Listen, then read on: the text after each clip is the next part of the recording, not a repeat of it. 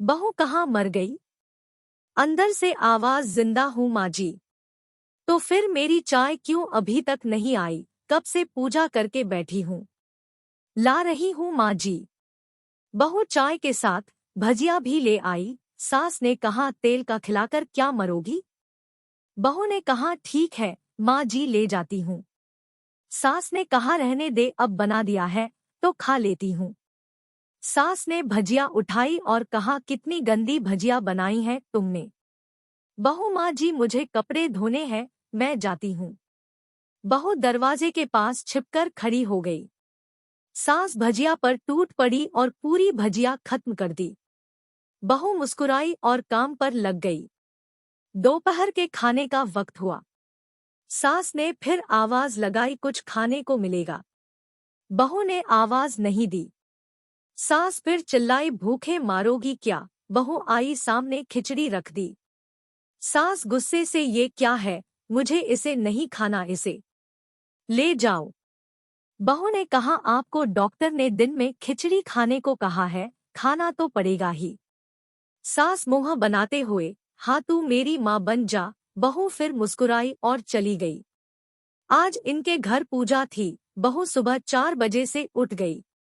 पहले स्नान किया, फिर फूल लाई, माला बनाई, रसोई साफ की, पकवान और भोज बनाया।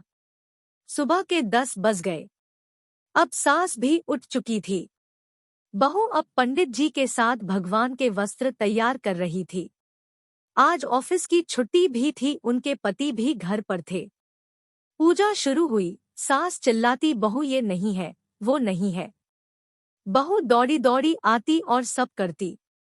अब दोपहर के 3 बज गए थे। आरती की तैयारी चल रही थी। पंडित जी ने सबको आरती के लिए बुलाया और सबके हाथों में थाली दी। जैसे ही बहू ने थाली पकड़ी, थाली हाथों से गिर पड़ी। शायद भोज बनाते हुए बहू के हाथों में तेल लगा था, जिसे वो पोंछना भूल गई थी। सारे लोग तरह तरह की बातें करने लगे। कैसी बहू है, कुछ नहीं आता, एक काम भी ठीक से नहीं कर सकती, ना जाने कैसी बहू उठा लाए। एक आरती की थाली भी संभाल नहीं सकी। उसके पति भी गुस्सा हो गए, पर सास चुप रही, कुछ नहीं कहा। बस यही बोल के छोड़ दिया, सीख रही है, सब सीख जाएगी धीरे धीरे। अब सबको खाना परोसा जाने लगा। बहू दौड़ दौड़ के खाना देती, फिर पानी लाती। करीब 70-80 लोग हो गए थे। इधर 2 नौकर और बहू अकेली, फिर भी वहाँ सारा काम बहुत ही अच्छे तरीके से करती। अब उसकी सास और कुछ आस पड़ोस के लोग खाने पर बैठे। बहू ने खाना परोसना शुरू किया। सबको खाना दे दिया गया। जैसे ही पहला निवाला सास ने खाया, तुमने नमक ठीक नहीं डाला क्या?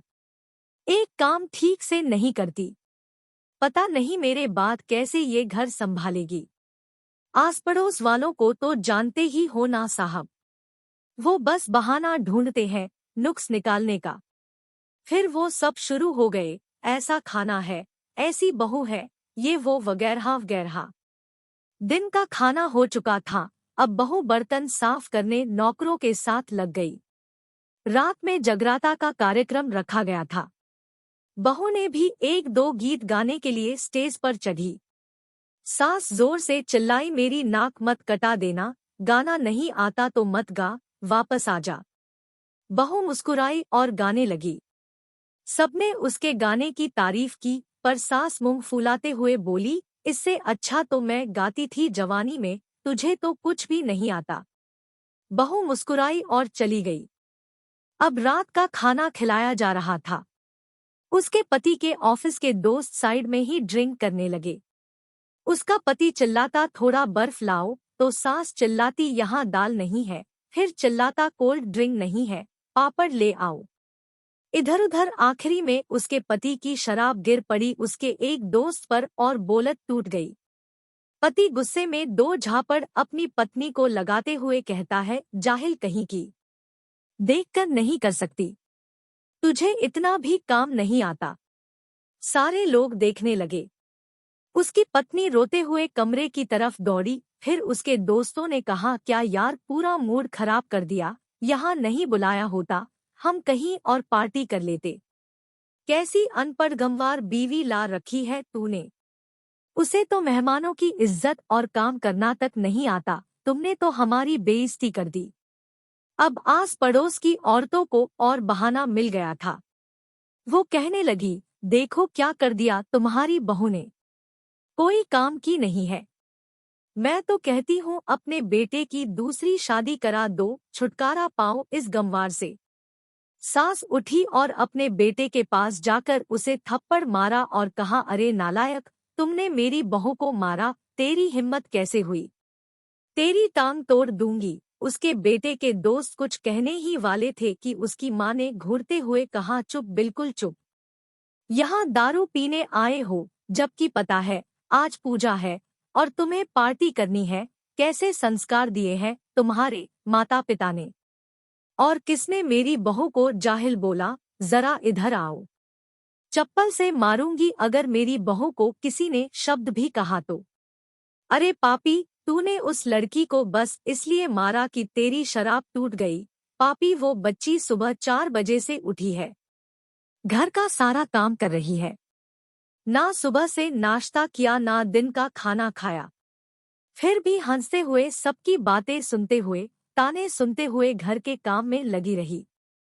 तेरे यार दोस्तों को वो अच्छी नहीं लगी।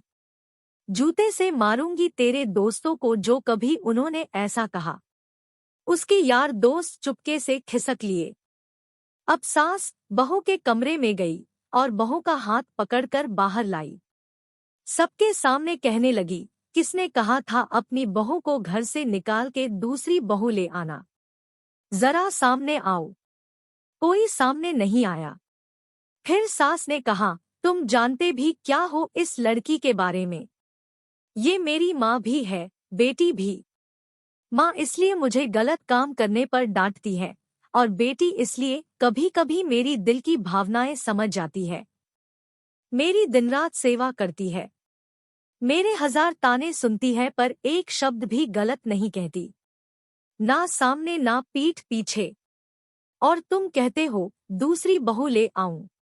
याद है ना छुटकी की दादी अपनी बहू की करतूत। सास ने गुस्से से पड़ोस की महिला को कहा, अभी पिछले हफ्ते ही तुम्हें मियां बीवी भूखे छोड़ घूमने चले गए थे। मेरी इसी बहू ने 7 दिनों तक तुम्हारे घर पर खाना पानी, यहाँ तक कि तुम्हारे पैर दबाने जाती थी और तुम इसे जाहिल बोलती हो। जाहिल तो तुम सब हो जो कोयले और हीरे में फर्क नहीं जानते। अगर आइंदा मेरी बहू के बारे में किसी ने एक लफ्ज भी बोला तो मुझसे बुरा कोई नहीं होगा, क्योंकि ये मेरी बहू नहीं, मेरी बेटी है। बहू सिसकियां लेते हुए फिर कमरे में चली गई। सास ने एक प्लेट उठाई और भोजन परोसा।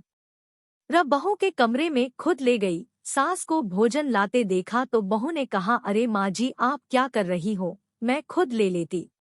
सास ने प्यार से ताना मारते हुए कहा, डर मत, इसमें जहर नहीं है, मार नहीं डालूंगी तुझे। तुझे नई सास चाहिए होगी पर मुझे अभी भी तू ही मेरे घर की बहू चाहिए। बहू ने अपनी सास को रोते हुए गले से लगा लिया। सास भी रो दी पहली बार और कहा, चल खाना खा ले। फिर मजाक करते हुए कहा, फिर मेरे पैर दबाने चले आना और ये ख्याल मन में मत लाना कि सास पैर बोलती है, किसी दिन मैं इसका गला दबा दूंगी, क्योंकि कभी मैं भी यही सोचती थी। दोनों खूब हंसने लगती है। कुछ रिश्ते बहुत मीठे होते हैं, बस बातें कड़वी होती है।